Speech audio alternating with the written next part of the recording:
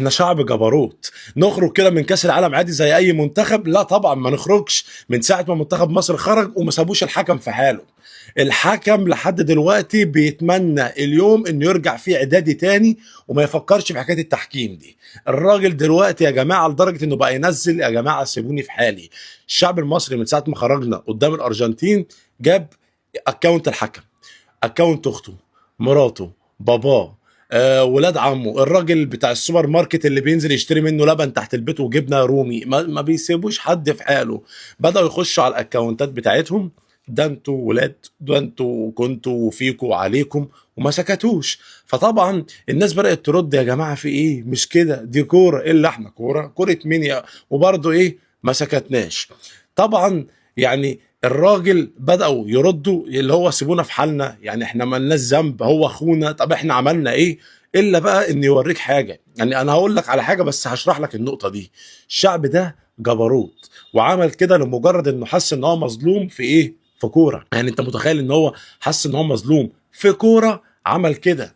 دي بتبقى رساله للعالم كله. يعني ده شعب حس ان هو متضايق من حكم فعمل كده، ما بالك بقى لو جيت عليه بجد؟ يعني الشعب ده لو انت فكرت بقى ايه، تقول له: اصل انا هبعت لك جيش، اصل انا هعمل، اصل انا هسوي، هيعمل ايه؟ يعني مش هقول لك بقى ايه اصل التاريخ زمان حصل وحصل، لان الناس بتقعد تقول لك ده كان زمان اما احنا دلوقتي. هل ده شعب ممكن يسيب حقه في يوم من الايام؟ هل ده شعب ممكن حد يدوس له على طرف والحكايه تعدي كده عادي؟ هل ده شعب ممكن تطلع تقول له: اصل انا قوه بلدي وقوه جيشي وممكن ابعت لك جيش وممكن اسوي وحدودي وحدودك وهيعديها عادي؟ الشعب ده يعني بالرغم من اي ظروف اقتصاديه ممكن يمر بيها، بالرغم من اي حاجه ممكن تحصل معاه، الا ان وقت الجد هتلاقيه كده، هتلاقيه كل واحد اللي كان معارض واللي كان مؤيد مع بعض. يعني انت فاكر ان اللي معمول مع الحكم ده كل الموجودين مثلا معارضين او كل الموجودين مؤيدين؟ لا بالعكس، ده مؤيد على معارض على واحد مش فارقه معاه، كلهم متحدين. ليه؟ علشان حسوا ان هم مظلومين. فالحكم دلوقتي واحد نزل الاكونت بتاعه قال لك ده اكونت ابو الحكم، فالراجل هنا بيفتح لقى كل الحاجات عنده: يا ابنه يا ابنه، وكلها انجري اللي هو اغضبني على كل اي حاجه بينزلها، لدرجه ان هو نزل ان في قطه تايهه الناس دخلوا عملوا عليها غضب برضه، فبيقول لهم: يا جماعه انتوا غضبانين عليه؟ دي قطه تايهه بدور على صحابها.